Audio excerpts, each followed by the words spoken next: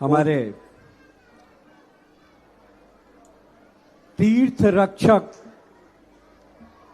तीर्थ चक्रवर्ती गुरुवर के चरणों में नमोस्तु नमोस्तु। क्षुल्लक वर्णी जी और उनके साथ में दो क्षुल्लकों के चरणों में इच्छामी इच्छामी। सारे भैया जी लोगों को वंदना और इस पूरे सभागृह में जितने बंधु जितनी माता बहनें बैठी हैं सबको मेरा जय जिनेंद्र। जो माताएं आवाज कर रही हैं चर्चा कर रही हैं उनको दो बार मेरा जय जिनेंद्र। बोलिए जय जिनेंद्र। जय जिनेंद्र। गुरुवर, आपके श्री चरणों की रज मुझे प्राणों से भी प्यारी है। जब से इसे लगाया मस्तक किस्मत खुली हमारी है। तुम्हारी चरण धूलि का कणकण प्राणों से भी प्यारा है। अंतर मन के हृदय कमल से सौ सौ नमन हमारा है। गुरुदेव, इस राष्ट्रीय पंच कल्याणक में कल होने वाले राष्ट्रीय जिन शासन एकता मंच के सम्मेलन के पूर्व मैं एक राष्ट्रीय समस्या को आपके सामने प्रस्तुत करने की अनुमति चाहता हूं। गुरुवर, पिछले 100 वर्षों में राजनैतिक परिप्रेक्ष्य में जो जुल्म जैन समाज के साथ हुआ, चाहे सम्मेद शिखर जी हो, हमारी बातें नहीं सुनी गई, चाहे गिरनार जी हो, हमारे पुरातत्व के साक्ष्य को मिटाने की भरपूर कोशिश हुई, चाहे केसरिया जी हो, चाहे अंतरिक्ष पार्श्वनाथ हो, चाहे गोपाचल पर्वत की वो बोलती हुई मूर्तियां हो जिनके साथ पुरातत्व ने छेड़छाड़ कर हम जैन समाज के लोगों को हमारे अधिकार से वंचित किया। उसकी वजह जो मैं समझ पाया हूं गुरुवर, हो सकता है वो गलत हो, हमने अपना राजनीतिक वजूद खो दिया। हमारी आवाज को उठाने वाला संसद में, विधानसभाओं में, पंचायतों में प्रतिनिधि नहीं रहा।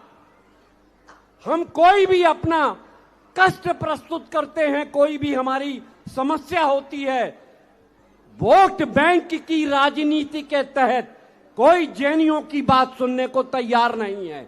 लेकिन मुझे अंतर्मन से अब भरोसा है कि जिस राष्ट्रीय जिन शासन एकता मंच की बात आपने उठाई है उसके बलबूते पर भारत के जैनियों की बात सुनने के लिए सारे राजनेता, चाहे वो राष्ट्रपति हो, प्रधानमंत्री हो, गृह मंत्री हो, मुख्यमंत्री हो, सुनना ही पड़ेगी। अयोध्या में जहां हमारे 5 तीर्थंकरों के गर्भ और जन्म कल्याणक हुए, लेकिन उसके बाद के हमारे ही श्री रामचंद्र मोक्षगामी भगवान सिर्फ उनका गुणानुवाद हुआ। कहीं भी किसी राष्ट्रीय प्रशस्ति में, स्टेशन पर, हमारे एयरपोर्ट के ऊपर कहीं भी हमारे 5 तीर्थंकरों का वो लेख नहीं हुआ। बनारस नगरी जिसमें 4 तीर्थंकरों के जन्म गर्भ कल्याणक हुए, उसका भी सारा कुछ हुआ। पूरे भारतवर्ष में बनारस की, सोमनाथ, हमारे मंदिर की सब कुछ हुआ, लेकिन हमारे इन 4 तीर्थंकरों के बारे में कहीं कोई प्रशस्ति कहीं भी नहीं हुई। मेरी आपसे विनती है, चूंकि आपने इस राष्ट्रीय मुद्दे की गहराई में जाकर इसे समझा है, गुरुवर आपने इसमें अपना चिंतन दिया है। आर्य नंदी जी महाराज ने पूरे भारतवर्ष में घूम के भारतवर्षीय तीर्थ क्षेत्र कमेटी के लिए आज से 40 वर्ष पूर्व 1 करोड़ का फंड स्थापित किया था, जिसकी वजह से तीर्थ क्षेत्र कमेटी आज तक कुछ कर सकी 123 वर्षों में।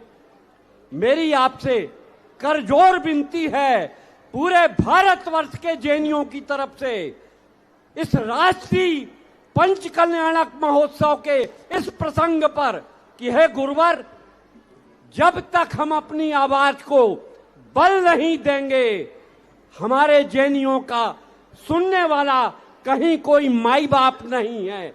आप हमें बताइए, आप हमें दिशा दीजिए, हम क्या करें, कैसे करें कि हमारी आवाज को सुनने के लिए इस देश के राजनीतिक परिप्रेक्ष्य के नेता मजबूर हो जाएं, आपके चरणों में आएं, क्योंकि बिना गुरुओं के जैन समाज आगे बढ़ नहीं सकता।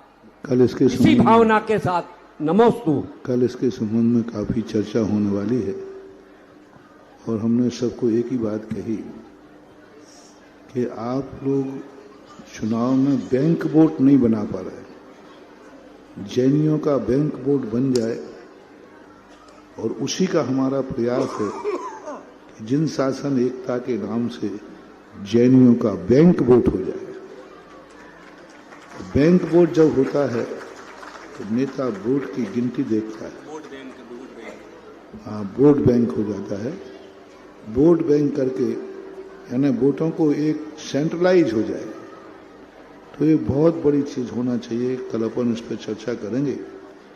और आज जिस प्रकार की स्थितियां, आपका बहुत अच्छी बात है, अयोध्या में कहीं तीर्थंकरों का उसकी कमी अपनी है।